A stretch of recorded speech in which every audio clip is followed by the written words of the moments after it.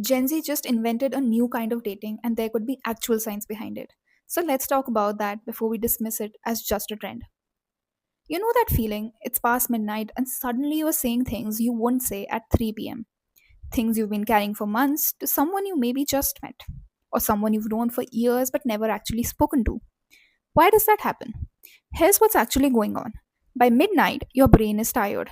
Not just sleepy tired, but the specific part of your brain responsible for managing how you come across, the part that edits, filters, performs, has been running all day.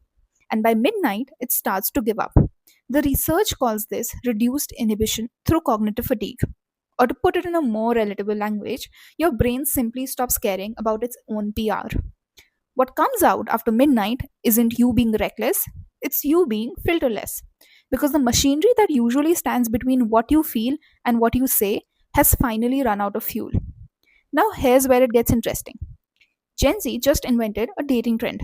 They're going on dates in graveyards. And before you write that off, hear the psychology of it. Because a graveyard does something completely different, but arrives at exactly the same place. It does not exhaust your defenses, it makes them feel pointless. Sitting among graves, among names and dates of people who lived entire lives, the social performance anxiety that runs your daytime interactions becomes very hard to justify in a place like that.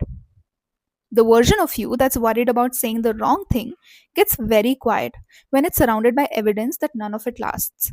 Midnight lowers your defenses through exhaustion. A graveyard lowers them through perspective. Same, but different. And here's what the research on genuine connection consistently tells us. Real intimacy doesn't happen between two performances, it happens in the gap, when the performance stops. Gen Z didn't discover this consciously, but they built a trend around it. And maybe the question worth asking is not why they are dating in graveyards, but why does it take a graveyard to finally have a real conversation?